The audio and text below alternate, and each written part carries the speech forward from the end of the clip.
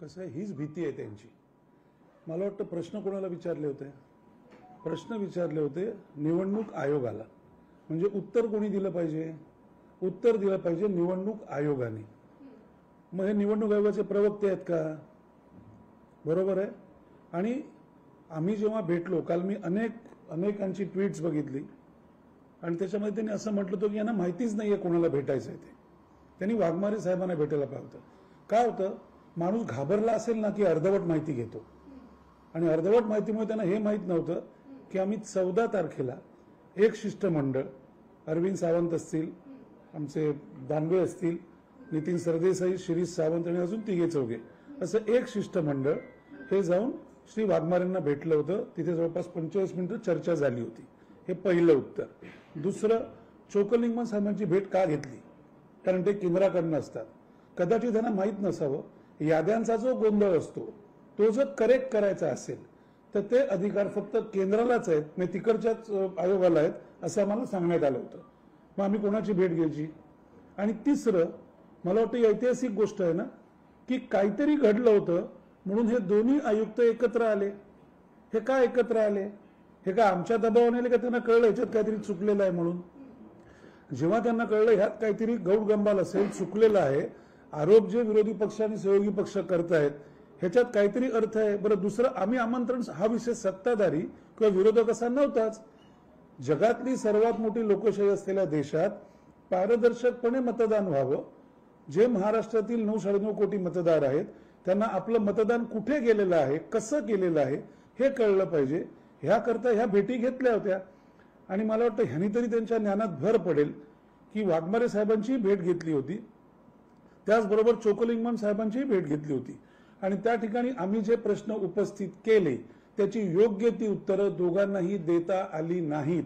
अपराध्यासारखे दोघे बसलेले होते. आणि that is what I mean it. त्यामुळे पहिला विषय असा आहे, प्रश्न विचारलाय एकाला, मिरच्या दुसऱ्याला कशाला जमतायत? कशाला शेरोशायरी करताय? मग तुम्हाला आहे ते मान्य आहे का? काहीतरी जळतंय म्हणून दूर निघतोय ना? नाहीतर निवडणूक आयोगाने सांगावं हे जे सगळं दाखवलेलं आहे, हे वय जे काल राजसाहेबांनी सांगितलं, हे काय दिसतंय याच्यामध्ये? मी परत ते सांगत नाही. 118 आणि 124 वय असतं का? दुबार मतदानाचं काय करायचं? एकेकाच नावाच्या ठिकाणी 6-6 ठिकाणी, आमची काल लोक चारकोपला गेली होती ना, आपली लोक चारकोपला गेली होती, ती व्यक्ती तिथे राहतच नाहीये. ती 15 वर्षापूर्वी शिफ्ट झालेली आहे, तरी त्यांचं नाव आहे अख्ख्या कुटुंबाचं. आणि हे IBN लोकमतनीच काल ती बातमी केलेली आहे. आमची लोक काल तिकडे गेली होती. जयंत पाटील साहेबांनी मला वाटतं काल सविस्तर हे सगळे एकत्र आले होते.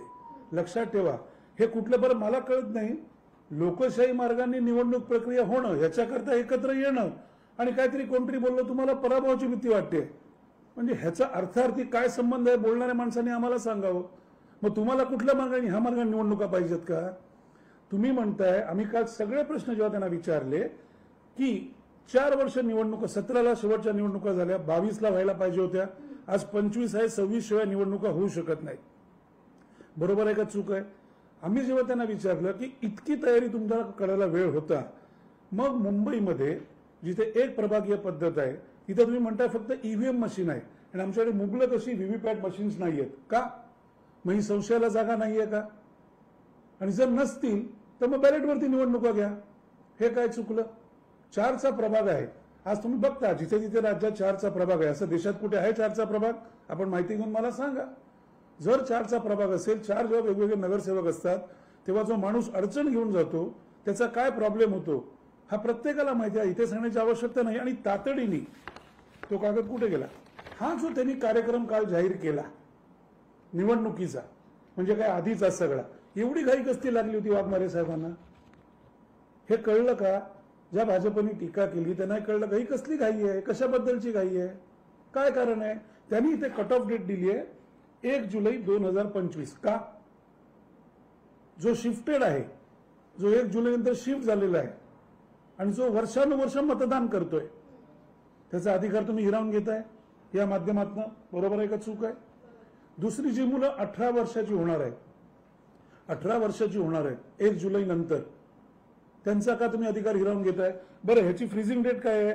प्रारूप मतदार यादीवरील हरकतीचा निर्णय घेऊन अधिप्रमाणित करून याद्या प्रसिद्ध करणे 28/11/2025. मग प्रॉब्लेम काय आहे? जुलै, ऑगस्ट, सप्टेंबर, ऑक्टोबर आणि नोव्हेंबरचे 28 दिवस आहेत. मग असं काय साक्षात्कार घडला की 1 जुलै तुम्ही ठरवली आणि 1 ऑक्टोबर 2024ला तुम्ही नवीन मतदार नोंदणी बंद केलीत? मला वाटतं काय कारण आहे? हे सगळं संशयास्पद नाहीये का? मग हे कोणाच्या दडपणाखाली काम चालू आहे? आमचा प्रश्न निवडणूक आयोगाला आहे, उत्तर निवडणूक आयोगाने द्यावी. आणि जर चुकीचं असेल तर निवडणूक आयोगाने आम्हाला उत्तर द्यावं ना. आज काल जेव्हा दोन्ही आयुक्त बसलेले होते तेव्हा आम्ही बघत होतो एकाही प्रश्नाचं उत्तर देता येत नव्हतं. देखते है, बघतो, सांगतो, माहिती नाही, ही उत्तरं आयुक्तांकडनं आम्ही अपेक्षित धरत नाही. मग हे काय भावलं म्हणून इकडे बसतात का? लोकशाही मराठी ऐका, पहा, जागरूक रहा.